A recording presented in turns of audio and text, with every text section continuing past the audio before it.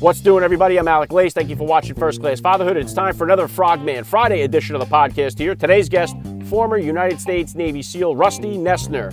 It is always a big honor and a privilege when I have the opportunity to interview dads of the U.S. Navy SEALs. If you go through the archives of the show, you can check out my interviews with so many Frogmen dads. So hit the subscribe button, tap the like, and let's jump into it right now with former U.S. Navy SEAL Rusty Noesner on First Class Fatherhood.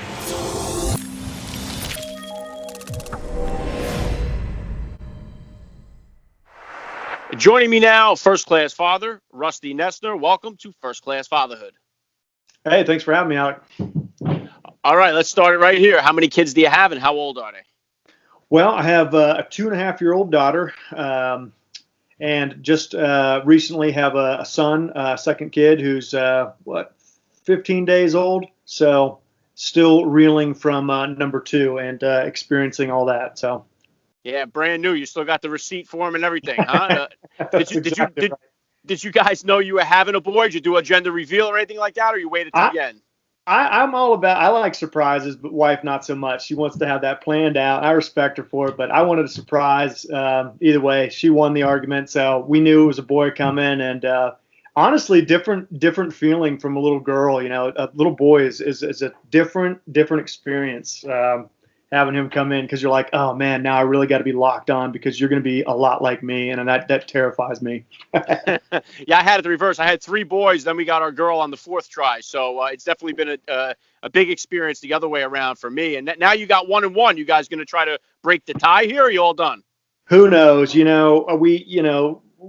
never really put a lot of thought into either. We just kind of let things roll, me and her, and. So who knows? I'm fine with just 1 and 1. I'm good. I'm solid with that. But we'll see what happens. We'll see. All right. I like your style. If you could, Rusty, please just take a minute here to hit my listeners with a little bit about your background and what you do. Sure. So I spent 6 years with the U.S. Navy SEAL teams. I served on SEAL Team 10, deployed to Afghanistan. Short tenure with the teams. Had a blast. Have lifelong friends and great experiences that I've taken with me on my journey. Since then, I've utilized my skills, leveraged my skills as a firearms and tactics instructor as well as a driving instructor.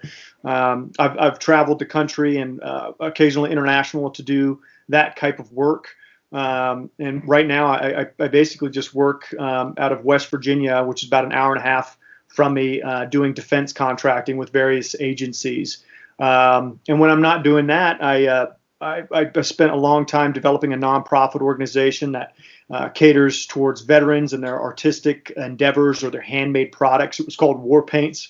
Unfortunately, I just didn't have enough collaboration and teamwork on it, but it's shifting into something else, hopefully coming down the road. But yeah, it was a good experience. And now just kind of slowing down, so to speak. The brakes have come on, and now got these 2 kids in my life. So now everything that was rushing past the windows has slowed, and now it comes into view a little bit. Yeah, really cool. And thank you for your service, of course. And you've had all these, wild experiences in the teams and all that stuff. So how did the experience of becoming a father kind of change your perspective on life? Well, I think that's a good question. I think, it's like climbing up a mountain at full speed when you're in your prime and you're just getting after it. Nothing can stop you. And now you're kind of anchored down. I don't mean that in a derogatory manner, but now you've got, your little kids that come up, and you are forced to slow down. You can no longer be at sprinting capacity. And I don't think that's a bad thing. I think that's actually an innately part of the experience of aging is now you have to slow your roll a little bit. And it actually, like the analogy that I just used with everything in the rear window, now you just kind of let things settle, and you will open up new avenues of what you observe and what you become interested in, fascinated in. And I think it's part of that growth process that I've learned to tremendously enjoy. Yeah, very well said. I know some of you guys in the teams, they say slow is smooth, smooth is fast. That's right. Right. What would you say are the top values, Rusty, that you're hoping to instill in your kids as they grow up here? Well, that's another good one, and that's a hard one. I think that's something that will constantly be explored and constantly be touched up on. But a little bit we touched on a little bit about balance. I think that is the key foundational root that I want to instill in my children, is saying that you can have this aggressive, defensive, domineering, well, maybe not domineering, but you can have an aggressive posture, and you can be strong and be a warrior type mentality. But you can also have this other kind of more grounding position as well: acceptance, understanding, listening, which is not so aggressive, kind of more the realm of gardening and developing and cultivating. So I think when you find the balance point between those, I think that's really the magic zone in life, and it is extremely difficult. It requires a great deal of patience to leverage those and balance both those opposing forces. And just I think also one of the virtues, I think if it is a virtue, more along the advice, is giving thanks and gratitude constantly. Constantly putting things into perspective to say, thank you for what I have, thank you for who and where I am, and giving that up. It makes just for a better life to be lived here with gratitude. Yeah, I love what you say there, Rusty. I'm a recovering alcoholic and addict myself too. So gratitude is one of the things that has really been a blessing for me as I've transitioned here in my own life. And I know that now you grew up, your father, Gary, obviously a famous FBI negotiator, all this stuff. I mean, that had to be kind of difficult for you to manipulate him into giving you a little extra time to stay out, curfew wise and stuff like that. So what type of disciplinarian was he as a father when you were growing up? And do you kind of plan on implementing that same style as a dad yourself? Yeah, I think innately I will totally practice kind of what he put out there. And he, again, like you said, he's a FBI hostage negotiator, chief hostage negotiator. So really disciplinary he was not. More he would sit down and really make you talk about kind of the things that led you to your decisions, which can be painstaking and punishment in its own right. But jokingly, when I joined the SEALs, he always said, "Hey, you joined the dark side." Of course, he was joking with he's very proud of the service, but he was all about talking through and negotiating and resolving, which is a highly effective law enforcement tool and a highly effective human being skill, And so I wanted to smash down doors and do direct action missions. And so I think there's a little rebellion in that as well, to my part. But I think, yes, I would rather have sit down and really, really dive into what makes you make those decisions and how do you go about doing them. And let's leave out the emotionality. Let's try to recognize the emotions that you're feeling, identify them, and that way we're able to process it more, as opposed to just saying, go with it every single time. So I think there's value to slowing down the process, listening, and experiencing that emotion. Yeah, some of my kids, they are phenomenal negotiators. I mean, they'll be asking me for an ice cream cone. I tell them no. A half hour later, they're licking on one. So they definitely know how to stay persistent for sure. That's right. And I know now, what was the kind of genesis of you getting involved with art? I know, like today, now we see a lot of things where we have, like, my wife's been to a few of these paint and sip type of deals. We don't really see any kind of like paint and shoot type of thing for dads or anything like that. But what was the genesis of you getting involved with art? Paint and shoot. That'd be, I like that. Well, I think it's a very much needed process as a young warrior culture that we are in America. And we are young, we haven't been around for 1,000 years. We are now realizing that the toils of war fighting and combat will take their toll on the subconscious. And we're just now learning that when we come back and revisit and reintegrate it back into society, there needs to be that ritual of kind of switching hats, letting go of some of the aspects of the warfighter, and really revisiting your sense of self and putting the magnifying glass on yourself in the most easy way possible. Nothing, no judgment, just learning to process those things. And I think art's a great way to do it. Art has a huge, broad spectrum. It can be woodworking, it can be music, it could be paint, it could be photography, really just so much of it. So we don't have to pigeonhole it as a painting flowers, so to speak. It really is a broad spectrum. And we've seen with veterans that are coming or people that have undergone trauma and combat, it really revitalizes their sense of self and is able to be restorative to their true self. So that's kind of what the genesis was of me moving into art, and I still practice it to this day, and I'm a big advocate of it. Yeah, I think it's awesome. And it seems like we're in this age where technology has advanced so far. We could do so many different things with the technology, but yet, I mean, we're so far advanced, but we don't have anybody writing Shakespeare today. We don't have anybody that's making music like a Beethoven. We don't have anybody that's making art like a Van Gogh. So you think we've had all these technological advantages, yes, but we don't seem to see that progress with the art as well. I agree. I think we need warriors now more than ever, because warriors are willing to pour almost everything that they have into that practice, into that art, into that symphony, in order to make it. They just give it everything. Art is an exhausting, daunting process. It can be if you really, really pour yourself into it, and that's what makes it so applicable to warriors to just throw themselves into it. I agree. And you mentioned there earlier there about gardening and stuff like that and growing your own food and stuff like that. That's something that's very, out of my realm. Like I was mentioning to you before we started here that I just went camping with my family for the first time. I've never gone camping in my life. So those are kind of things. Is that something that you practice right now in gardening and growing your own food, and kind of what let you down that path? Yeah, absolutely. I mean, we're fortunate enough to live out in the county, and we've got a food plot going out there, and I'm still learning. I mean, it's a lifetime of learning for that, of cultivating crops and cultivating your own food, and learning from old timers around the area here in Virginia, in the Shenandoah Valley.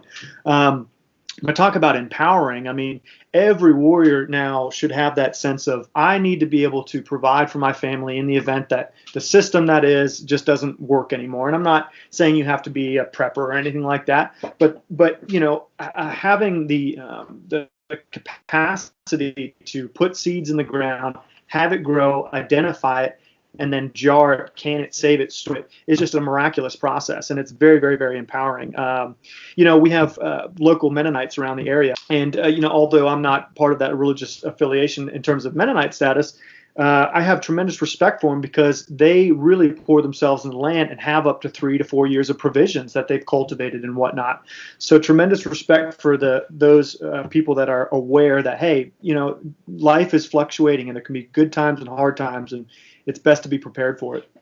Yeah, and like self-reliance in a sense of being able to take care of our own selves by making our own food, by making our own money where we can live off the income of our own resources, and even like being able to protect ourselves. I know you teach firearms stuff, and it's like being able to be responsible for our own protection, our own food, our own finances. I mean, those are key things that I hope we start, that I'm trying to, introduce my kids to now at an early age. And, No and doubt. and getting into, obviously, you're a former Navy SEAL and a firearms instructor and all this, but now you have a young family yourself. Like me, as a dad, when I'm walking down the street with my family, I know now cities aren't really crowded because of the virus and all that stuff, but normally, we're walking down the street. What kind of advice do you have for a dad that's out there walking down the street with his family to look for potential threats or hazards? Does that ever affect you, kind of like now walking around with your young family? Yeah, just have heightened situational awareness. That doesn't mean have that active stress response engaging constantly, but you should be aware wholeheartedly. That's the best service as a male that I think you can perform for your family when you're in open or with public together.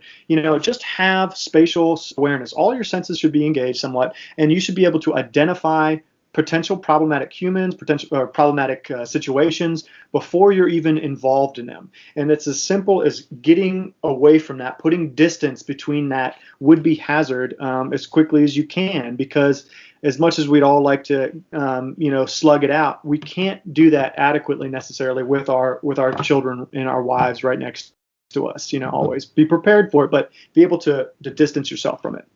Yeah, well said. And I know distancing right now is a big deal. You just had a baby 15 days ago here. So what was that problem? I mean, it's got to be a little bit different, I would imagine, maybe than your first experience. Was it? Because now we're in this whole heightened awareness with the social distancing. Did they have any issues at the hospital? No, hospital visit was fine. It was great, but it's an incredible. I just don't know have any frame of reference for new time fathers to be experiencing what we're experiencing now. I'm a contractor. I travel for work as a firearms instructor.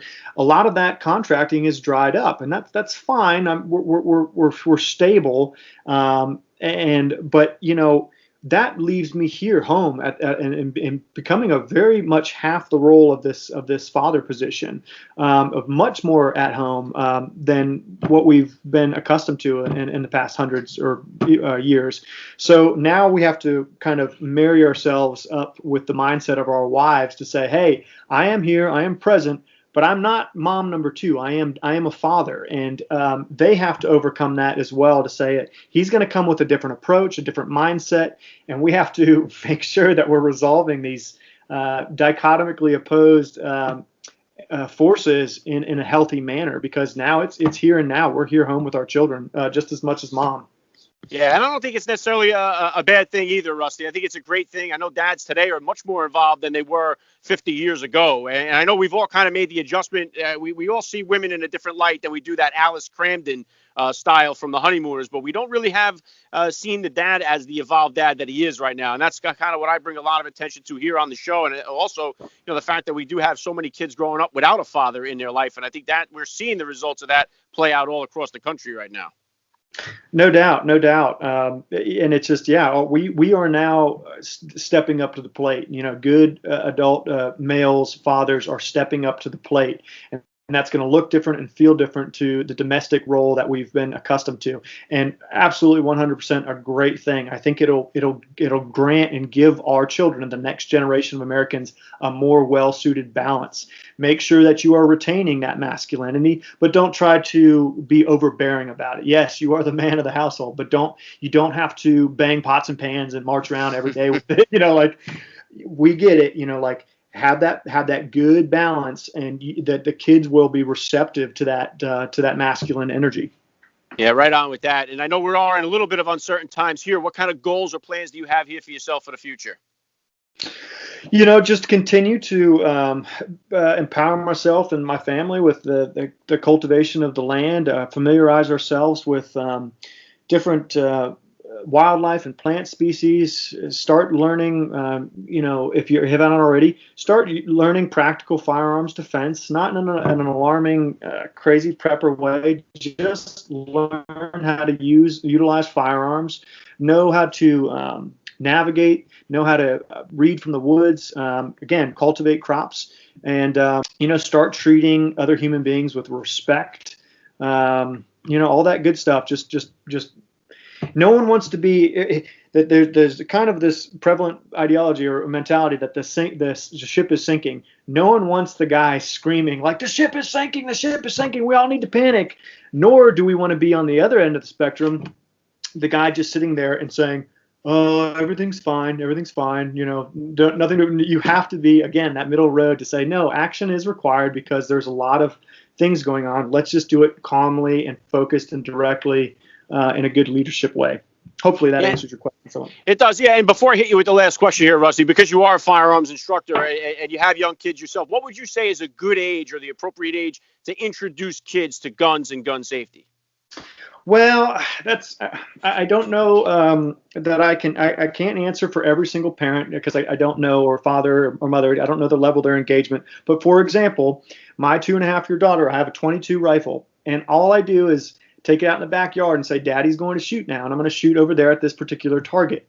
And I just expose her to the sound of that firing. She doesn't get to handle it. She doesn't get to touch it. I shoot a couple shots, I safe it, and then I say, hey, this is not a toy. This is Daddy's. This is a weapon. You do not ever touch, without Daddy being there. And of course, I safe the firearm and put it away so she can't manipulate it herself. But the point is that exposure can start early as early. And now she knows if she hears one of the neighbors or some gunshot, she goes, that's a gunshot.